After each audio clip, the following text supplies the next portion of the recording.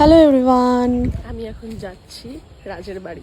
কেন যাচ্ছি রাজের বাড়ি সেটা ফুল ভ্লগে দেখতে পাবে। যদিও বা আমি অনেক ছোট ছোট ভিডিওস আপলোড করে ফেলেছি।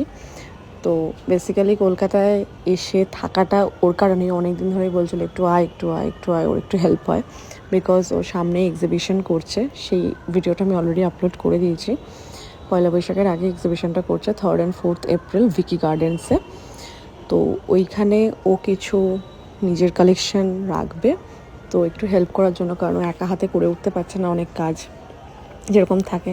তো যথারীতি আমি সকালবেলা চলে যাই টলিগঞ্জ থেকে যাদবপুর। ও আমাকে 8B থেকে রিসিভ করে নেয়, রিসিভ করে ওগুলো তার একটু কাপড়ের দোকানে কাপড় কিনতে যাওয়ার আছে, তো এখানে একটু তো আমিও একটু দেখে আসলাম, কারণ আমি তো চাকরি থেকে সবসময় কাপড় কিনি, কলকাতার এদিকে থেকে কেনা হয় না। তো আমিও দেখে আসলাম, বেশ ভালো লাগলো দোকানটা। তো বল আরেকবার, বল আরেকবার। না বল বল, আমি ভিডিওটা ছাড়বো, বল না। না না থাক থাক থাক, এখন যাওয়া পরিস্থিতি আমার, এখন আমি কিচ্ছু বলবো না, আমি বোবা হয়ে গেছি। ও আমি তো ওনার বাড়িতে ঢুকে যাচ্ছিলাম। তারপর ওখান থেকে চলে আসলাম ওর বাড়ি ডিরেক্টলি। ওর বাড়িতে আসার পর ও সব ওর কাজগুলো দেখাচ্ছিল, যেগুলো রেডি করে রেখেছে আপাতত।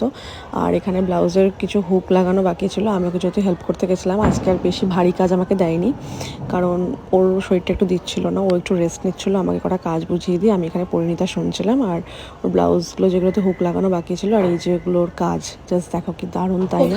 ওর কাজ অবভিয়াসলি তরমুজ কাটবো ভাবলাম, তুই এভাবে আগে আটকে দিলি। মানছি তোর রান্নাঘর, তোর বাড়ি, আমি কেটে দিচ্ছি বললাম তো। আমি তো চেষ্টা করছিলাম। বল দরকার কি আছে, তুমি এখন বিনা কারণে চেষ্টা করো।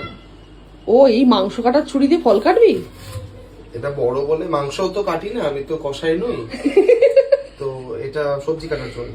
তারপরে বসে একটু দুজন মিলে তরমুজ খেয়ে বেরিয়ে পড়েছিলাম। নেক্সট ব্লগটা আসছে পর। কোথায় গেছিলাম